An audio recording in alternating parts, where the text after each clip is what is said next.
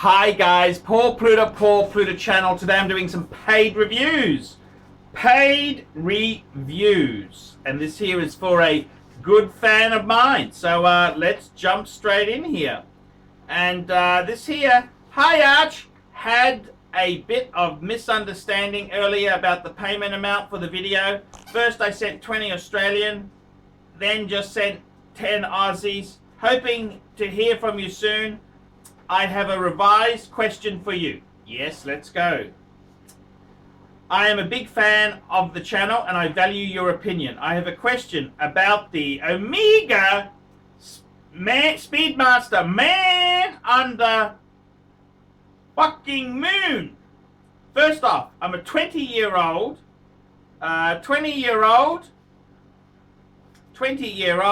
student and a budding watch enthusiast. Watches are all I save up for, and I'm looking for a second piece for my collection. That being said, I had some things I want your opinion on. I have a few ideas myself, but seeing as you've been through it all, I'll take any advice you give me. I don't know how relevant it is, but my style is a little more on the formal side. I've already got an IWC Mark 18 Petite Prince Edition, and it fits me well. Since the last email 10 days ago, I'm totally on board about the professional glass, bracelet, case back and all. I wanted to hear your thoughts on the non-Dylan 1863. I hate the idea of plastic in my movement. Also, what's your opinion on the Speedmaster first Omega in space?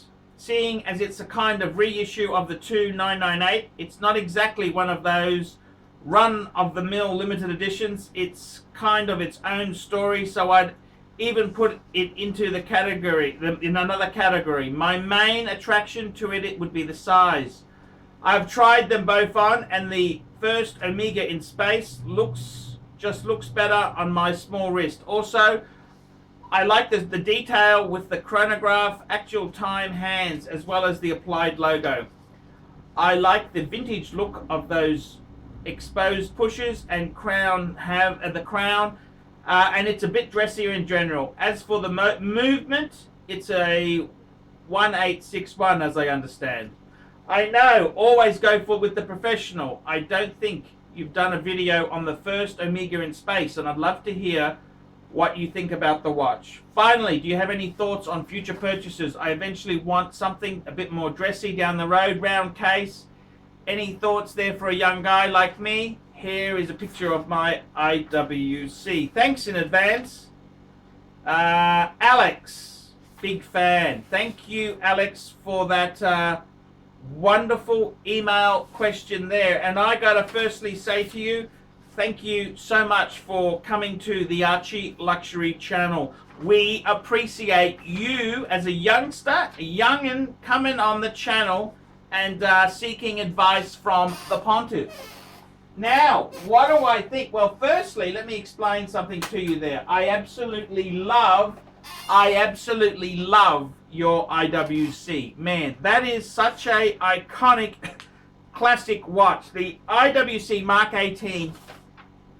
That is a sexy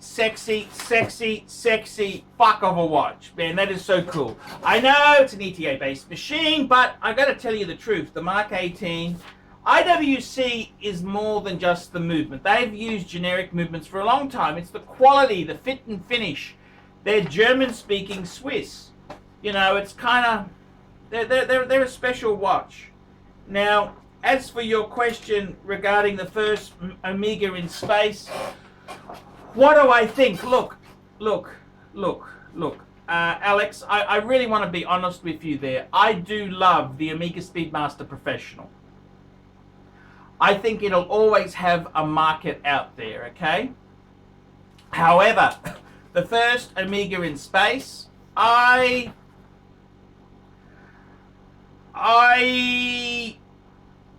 really think the first Omega in space, I love it. I do like it. I do like it. It's a wee bit smaller. It doesn't have the crown guards.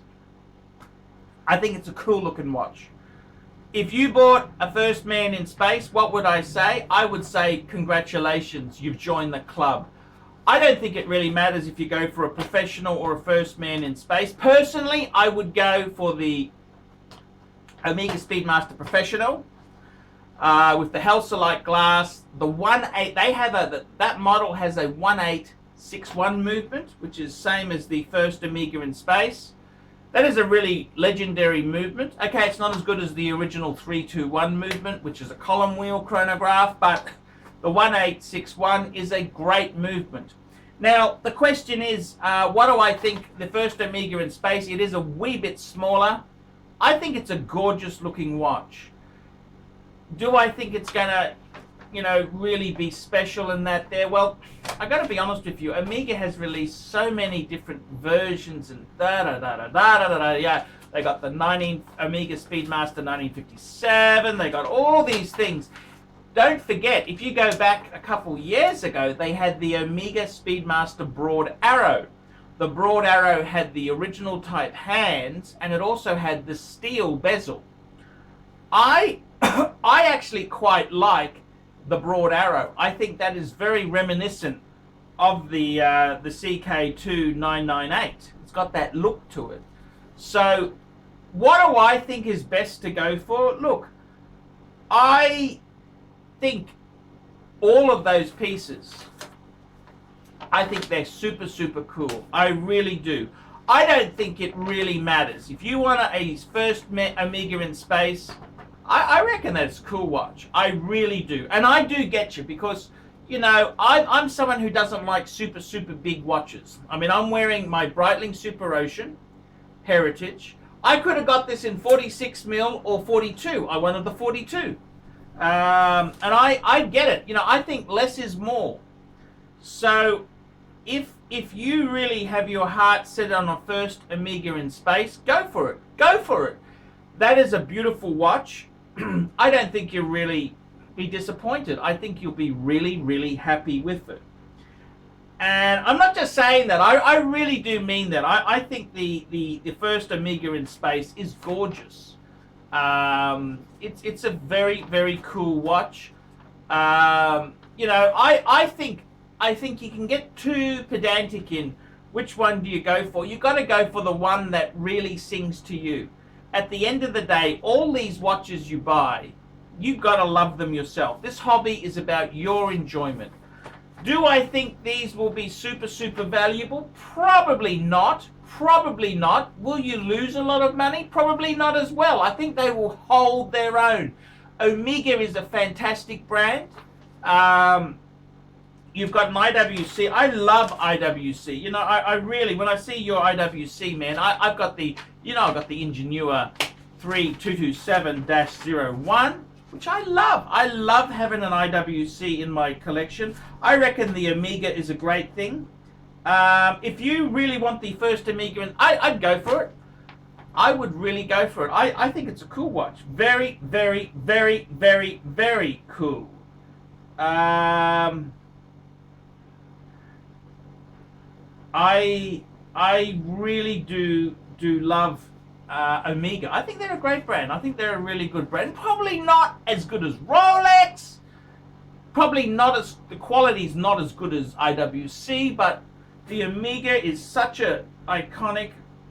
Would I personally buy a first Omega in space? You betcha, no problems. I think they're a super cool watch. I've already got the Speedmaster Man on the fucking moon. I got my that's the one I've got. You know, that's how the cards were dealt. When I was buying used, that came up at a good price. If I got rid of it and I wanted an Omega again and the first Omega in space came up, would I buy it? You betcha, you betcha. Now, you're saying there, what else? How would I expand the collection? Very, very good question, Alex. I reckon get the Omega. So you're going to have an IWC and an Omega. I really do think the next watch, I would really be getting a Rolex. Every man needs a Rolex. Every man needs a Rolex, okay? I think some sort of Rolex steel sports watch would be cool, like an Explorer 2. Maybe a Milgauss. maybe an Explorer 1 if you want to. I'd get the 39mm because that would, you know, it's just classical, elegant design like your IWC Mark 18. I think a Rolex would, everybody needs a Rolex because, you know, when you tell somebody, hey, I like watches, I collect watches, what's the first question? Do you have a Rolex? Yes, I do. I got an Explorer, blah, blah, blah, blah. Get a Rolex. Get a Rolex to into the collection. What else would I add? I would probably say to you maybe a Breitling down the track. You could get a Breitling. You know, on the used market, these are fantastic value. Super Ocean Heritage. You know, I think they're very retro design. I must admit, you mentioned here you like the retro. That's kind of retro design. That's the first Omega in space. That's the same thing with my Breguet. The Breguet is it's a reissue of a previous Breguet. It's same thing can be said for the Breitling Super Ocean. That's a reissue of a 1957 Super Ocean that came out. So I understand exactly where you're coming from, and I'm the same way. I love these reissues from the brands because I like the improvements, better seals, better, you know, this is got sapphire, better improvements that are done. But I do love the retro look. So I think you've got a great start of a collection. I definitely get the Omega. I would add a Rolex, and then down the track I'd be looking at adding some sort of JEWELLERY, whether it's a reverser or a master control or a master master compressor. You've got many choices. I'd possibly add. You've got many tangents you can go off with. This is a beautiful collection. The whole thing about this is you build it slowly and you build it proud. So, son, I think you've got a great collection happening. Well done. Get the Omega, then get a Rolex, then add maybe a JLC, JEWELLERY. Well done, my friend. I'm very, very pleased to have you as a viewer. I'm Paul Pluta on the Paul Pluta channel. Tell me what you guys think of that. Hi guys, Archie Luxury channel, Paul Pluta channel, and my good friend Tanzillan, answering super chats. It's not about the money. It's not about the money. I feel like I'm doing my passion. Tanzillan, simply the best. And he's got another one for you here. How's this? It's not about the money. It's not about the money. It's my passion. Scheitling on time. Simply the best. Now, guys, I got to tell you, I struggle to survive full-time on YouTube. Please look in the description below for 10 ways you can keep me full-time on YouTube. Guys, I really need your help. Please consider getting a paid video review. I'll do a review on any watch, any question you want. Guys, you can sponsor me on Patreon. You can sponsor me for as little as $1 a month. $1 a month, and that just keeps me going on full-time on YouTube. Guys, you could also, I do phone calls. You can talk to me for an hour on the phone, Skype or WhatsApp, for $50 US. Guys, I really do need your help to stay full-time. Ben cannot survive on Google Ads alone. Please help me. Please help me stay full-time on YouTube. And guys, don't forget that. It's not about the money. It's my passion. Scheitling on time. Simply the best. Tanzillan, thank you. That's a sponsored bit from Tanzillan. I can do that for $150 a month if you email me directly. Look below for my email address, guys.